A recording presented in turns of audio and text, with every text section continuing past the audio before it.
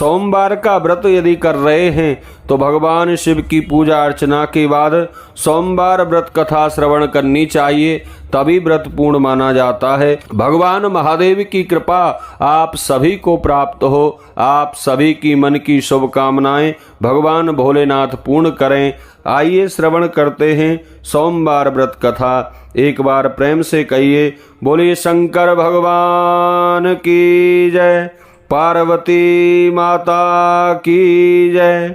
एक समय की बात है, किसी नगर में एक साहूकार रहता था। उसके घर में धन की कोई कमी नहीं थी, लेकिन उसके कोई संतान नहीं थी। इसी कारण वह बेहद दुखी रहता था।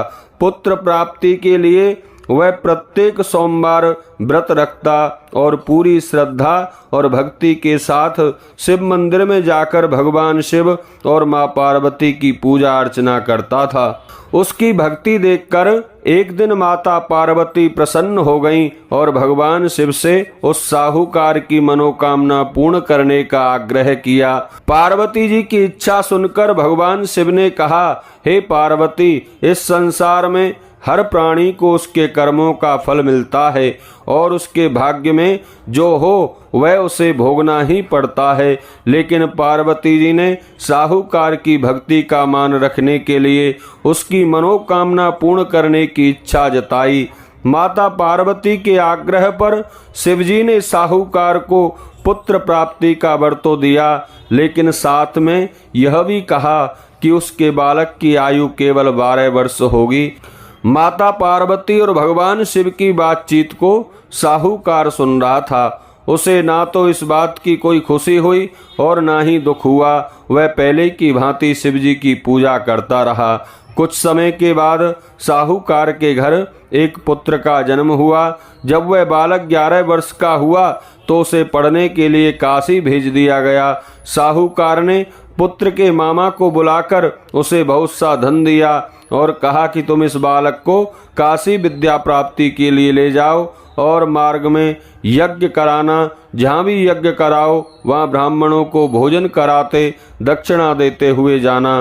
दोनों मामा भांजे इसी तरह यज्ञ कराते और ब्राह्मणों को दान दक्षिणा देते काशी की ओर चल पड़े। रात में एक नगर पड़ा जहां नगर के राजा की कन्या का विवाह था, लेकिन जिस राजकुमार से उसका विवाह होने वाला था वह एक आंख से काना था। राजकुमार के पिता ने अपने पुत्र के काना होने की बात को छुपाने के लिए एक चाल सोची। साहूकार के पुत्र को देखकर उसके मन में विचार आया। उसने सोचा, क्यों ना इस लड़के को दूल्हा बनाकर राजकुमारी से विवाह करा दूं। विवाह के बाद इसको धन देकर विदा कर दूंगा और राजकुमारी को अपने नगर को ले जाऊंगा। लड़के को दूल्हे के वस्त्र पहनाकर राजकुमारी से विवाह करा दिया गया। लेकिन साहूकार का पुत्र बड़ा ईमानदार था। उसे यह बात न्याय संगत नहीं लगी। उसने अवसर पाकर राजकुमारी की चुन्नी के पल्ले पर लिखा, तुम्हारा विवाह मेरे साथ हुआ है, लेकिन जिस राजकुमार के संग तुम्हें भेजा जाएगा वह एक आंख से काना है और मैं काशी पढ़ने के लिए जा रहा हूँ। जब राजकुमारी ने अपनी चुन्नी पर लिखी बातें पढ़ी तो उसने अपने माता पिता को यह बात बताई। राजा ने अपनी पुत्री को विदा नहीं किया, जिससे बारात वापस चली गई। दूसरी ओर साहूकार का लड़का और उसका मामा काशी पहुंचे। वहां जाकर उन्होंने यज्ञ किया। जिस दिन लड़के की आयु 12 साल की हुई उस दिन भी उन्होंने यज्ञ रखा था। लड़के ने अपने मामा से कहा, आज मेरी तबीयत कुछ ठीक नहीं है। मामा ने कहा, तुम अंदर जाकर सो जाओ। शिवजी के वरदान अनुसार कुछ ही देर में उस बालक के प्राण निकल गए। मृत भांजे को देख उसके मामा ने विलाप करना शुरू कर दिया। संयोगवश उसी समय शिवजी और माता पार्वती उधर से जा रहे थे। पार्वती जी ने भगवान शिव से कहा, हे स्वामी, मुझसे इसके रोने के स्वर सहन नहीं हो रहे हैं। आप इस व्यक्ति के कष्ट को अवश्य दूर करें। जब शिवजी मृत बालक के समीप गए तो वह बोले कि यह उसी साहूकार का पुत्र है जिसे मैंने 12 वर्ष की आयु का वरदान दिया था। अब इसकी आयु पूरी हो चुकी है।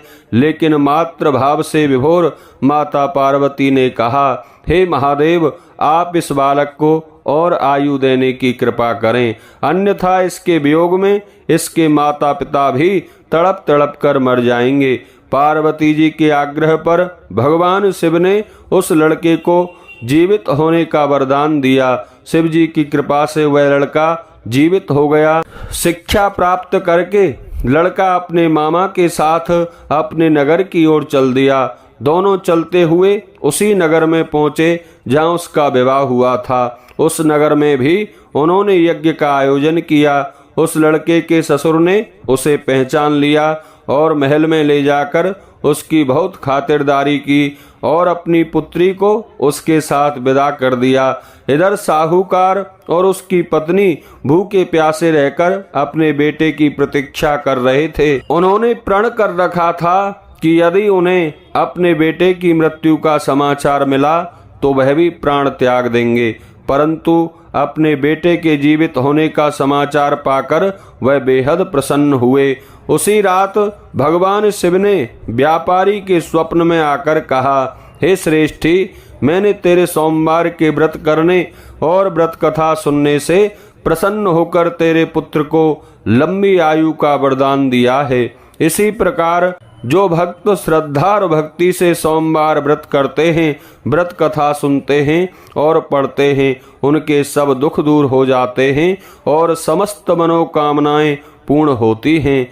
बोलिए शंकर भगवान की जय, पार्वती माता की जय।